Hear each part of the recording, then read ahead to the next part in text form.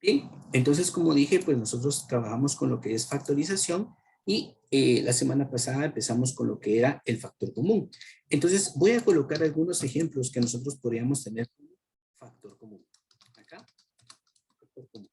Dijimos que factor común era aquel que se repetía en todos los términos de una expresión. Por ejemplo, si yo tengo algo como esto, 3x, y esto lo sumo con, por ejemplo, 3y. Yo puedo observar en esta parte, puedo observar lo siguiente. Yo puedo visualizar que en esta expresión, en el primer término se repite un 3 y en el segundo término se repite un 3.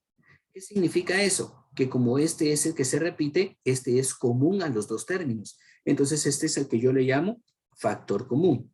Entonces, ¿qué hago para este caso? Yo voy a decir que voy a sacar el factor común de cada término y luego voy a abrir un paréntesis. El paréntesis me indica multiplicación, por lo tanto, como ahora están en multiplicación, estos son factores. Entonces veamos, si del primer término yo quito el factor común que es 3, entonces me queda únicamente x, que es lo que no está marcado en rojo. Y luego, signo más.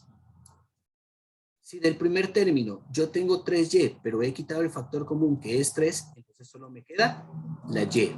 Coloco la y dentro del paréntesis, cerramos el paréntesis y con eso ha finalizado mi operación. Cuando yo multiplique, yo tengo que regresar a lo mismo. Por ejemplo, si yo digo 3 multiplicado por x, eso me da 3x. Y si digo 3 multiplicado con y, yo tengo 3y. Entonces puedo observar que efectivamente he vuelto a escribir mi operación en forma de factores y el resultado sigue siendo el mismo. ¿Todos de acuerdo con eso? ¿Se entiende la definición? Sí, profe. Muy bien. Bueno, entonces ahora veamos otro ejemplo. ¿Qué pasaría si yo tuviese algo como esto? Vamos a poner aquí, por ejemplo, un 5a. Esto lo vamos a sumar con un 15b y esto restado con un 20c. Entonces, veamos esta parte. ¿Qué sucedería para este segundo ejemplo? Si nosotros observamos en el primer término, puedo observar que aquí existe un 5. En el segundo término, puedo ver que aquí hay un 15, pero este 15 yo lo puedo descomponer en factores. ¿Cómo? Multiplicando 5 por 3, porque yo sé que 5 por 3 sigue siendo 15. Entonces ahora descompongo este 15 en factores y de esa manera puedo ver que en el segundo término también se repite un 5. Si hago lo mismo con este 20 y lo escribo en forma de factores, yo sé que 20 yo lo puedo escribir como 5 multiplicado por 4. Y 5 por 4 es 20. Entonces puedo ver que en el tercer término también existe un 5. Entonces, de las letras, puedo ver que de las letras, en este caso, no se repite ninguna. Entonces, ahora, ¿a qué es igual esto? Esto va a ser igual a decir, ya vi que el factor común es 5. Entonces, saco el 5 que es el factor común y abro el paréntesis. Si en el primer término tengo 5a y quito el 5 que es el factor común, solo me queda más el signo más que tengo acá. Si en el segundo término tengo 5 por 3 por b y quito el factor común que es 5, entonces me queda 3b. Entonces coloco acá 3b. Luego, signo menos. Si en el tercer término tengo 5 por 4 por c y quito el factor común que es 5, entonces me queda lo que no está marcado, que en este caso sería 4c. 4c. Como ya no hay más términos, entonces cierro mi paréntesis y hasta acá llega mi solución. Y al momento de multiplicar, yo puedo decir lo siguiente. 5 por A vuelve a ser 5A. 5 por 3B vuelve a ser 15B. Y 5 por 4C regresa a ser 20C. Entonces, de esa manera, yo puedo decir que el factor común está completo. ¿Estamos de acuerdo? ¿Hasta aquí vamos bien? Sí, Sí, profe. profe. Muy bien, perfecto. Entonces, ¿qué pasaría si yo tuviese algo como esto?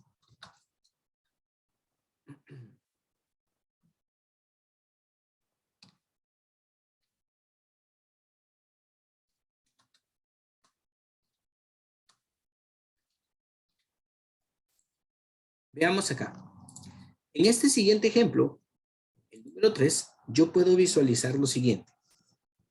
Veo los tres términos y veo que aquí existe una letra A, aquí existe una letra A y aquí también existe una letra A. Entonces, efectivamente, puedo ver que se repite una A en los tres términos. De los números, este 2 solo lo puedo descomponer como 2 por 1. El 5 solo se puede descomponer como 5 por 1. Y el 7 solo se puede descomponer como 7 por 1. Pero sacar factor común 1 no es necesario. ¿Por qué? Porque va a quedar lo mismo. Si tengo 2 por 1 y quito el 1, me sigue quedando el 2. Si tengo 5 por 1 y quito el 1, me sigue quedando el 5. Y si tengo 7 por 1 y quito el 1, me sigue quedando el 7. Entonces, no tiene caso sacar factor común 1. Entonces, solo voy a decir que mi factor común es la variable A. Entonces, lo que yo hago en este caso es sacar mi variable A, que es mi factor común, y abro un paréntesis. Si del primer término quito la A, que es el factor común, entonces me queda 2X. 2X. Más, si del segundo término quito el factor común, que es la A, entonces solo me queda 5. Luego, signo menos. Si del tercer término quito el factor común, que es A, entonces me queda 7. Y con eso, como ya no hay más términos, pues yo cierro mi paréntesis. Y para este caso, mi factor común únicamente es A. Lo que yo busco en este caso es observar que lo que a mí me quede dentro del paréntesis ya sea una expresión que no tenga ningún factor común. O sea, que ya no se repita nadie dentro del paréntesis. Si nosotros lo vemos, con eso es perfecto. Dígame, Julio, ¿le escucho? Ahí adentro del paréntesis no iba la M en vez de la A al lado del 7. Oh, tiene razón, es correcto. Aquí dentro del paréntesis iba 7M. Muchas gracias, no me había percatado. Como yo quité la A, entonces efectivamente era 7M. Muy bien, gracias por la corrección. Bien, entonces efectivamente, pues como digo, lo que yo busco es que dentro del paréntesis pues ya no me quede nada repetido. Y con eso yo puedo asegurar ya mi factor común. Bien, entonces factor común puede ser una constante, un número, o puede ser una variable, o también puede ser un término completo, como nosotros lo veíamos en la clase anterior. Ahora, también nosotros tenemos otro caso diferente, que es la diferencia de cuadrados. Entonces, voy a avanzar hacia la diferencia de cuadrados. Entonces, la diferencia de cuadrados es uno de los casos de factorización que tiene condiciones para que nosotros podamos factorizar. Entonces, veamos acá. Dice lo siguiente. Para factorizar una diferencia de cuadrados, se debe cumplir las siguientes condiciones. Ojo con esto, porque tenemos condiciones. Si se cumplen las condiciones, yo puedo factorizar. Si no se cumplen, entonces yo no puedo avanzar. Entonces, veamos cuáles son esas condiciones. Dice que debe tener dos términos separados por signo negativo. Esa es la primera condición. Si yo observo mi primer ejemplo, por ejemplo acá en el inciso A, yo puedo ver que efectivamente tengo dos términos y que los dos términos están separados por signo negativo. Eso significa que la primera condición se cumple.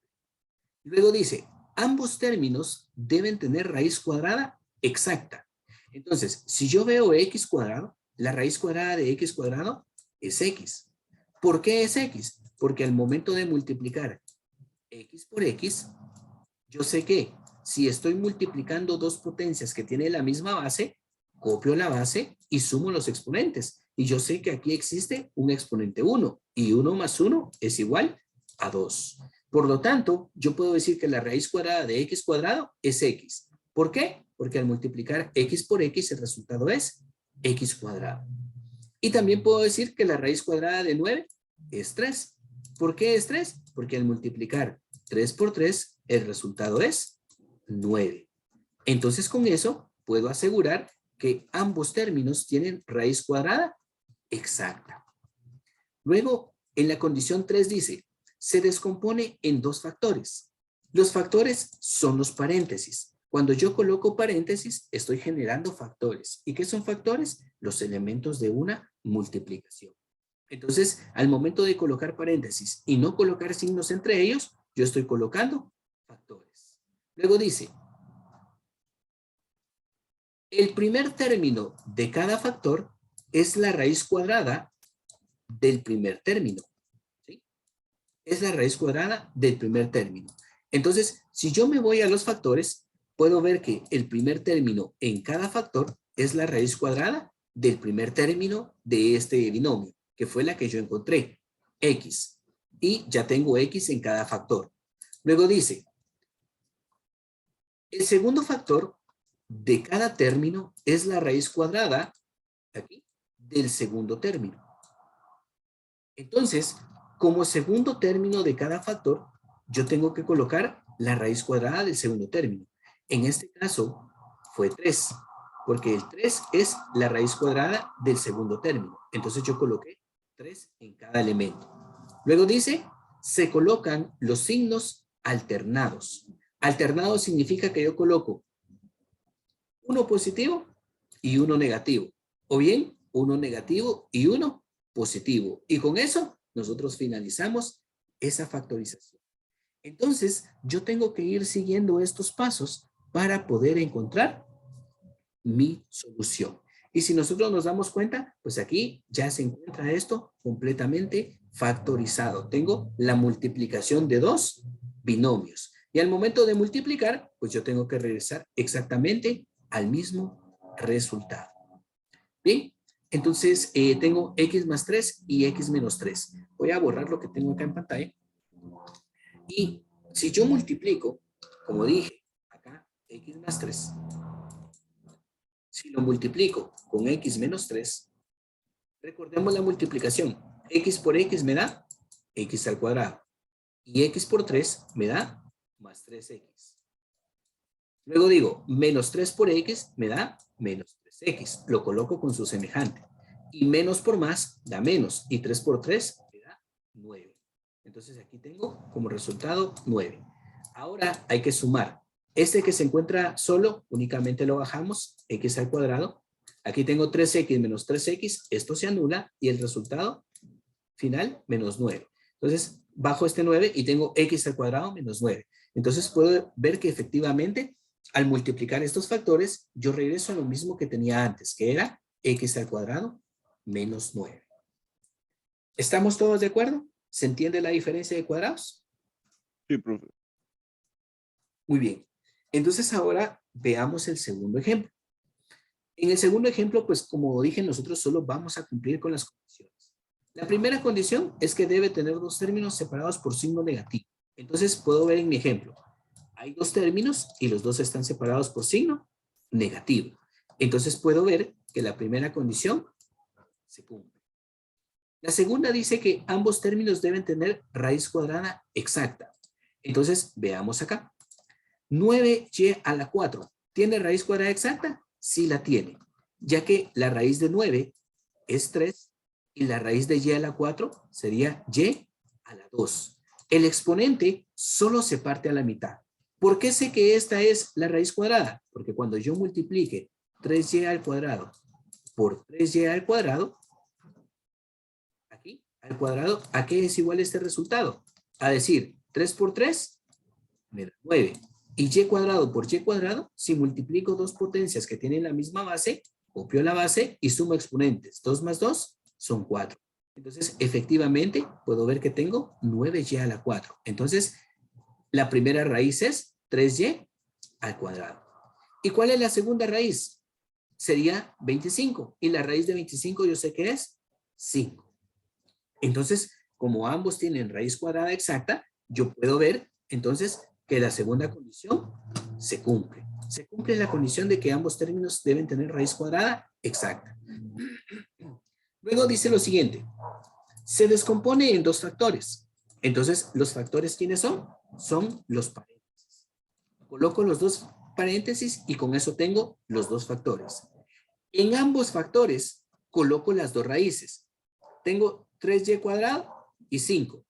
3y cuadrado y 5. Así de fácil. En ambos factores coloco las dos raíces. Y después ya solo me voy a la cuarta condición.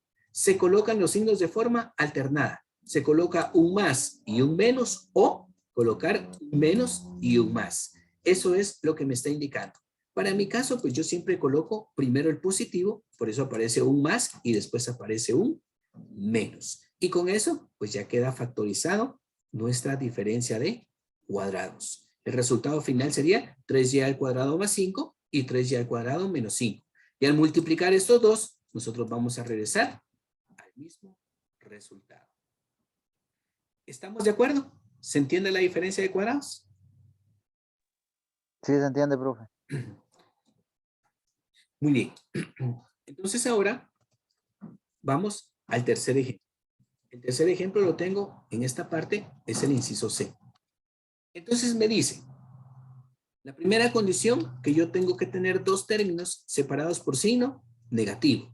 Entonces tengo aquí un término, segundo término, y los dos están separados por signo negativo. Se cumple.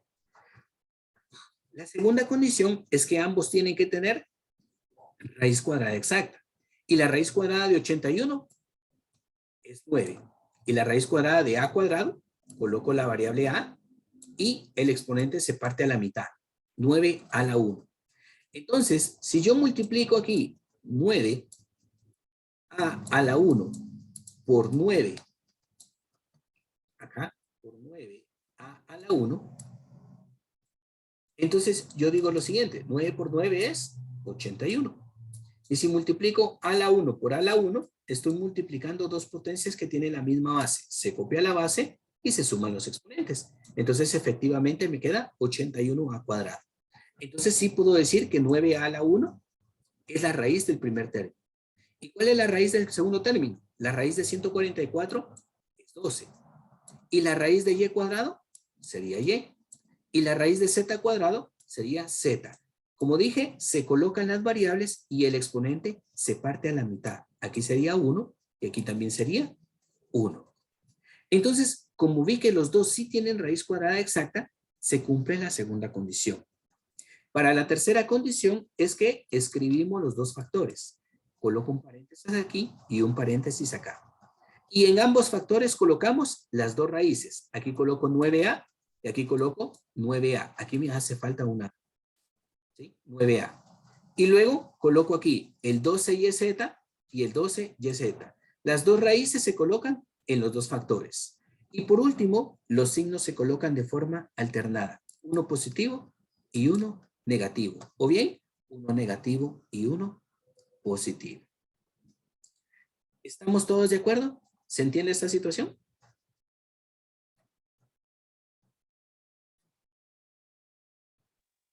Sí, profe. Muy bien. Entonces, para terminar, pues vamos a dar este último ejemplo. Ese es el de la diferencia. Este también es diferencia de cuadrados. Solo hasta aquí nos dio tiempo de llegar, pero no hay ningún problema.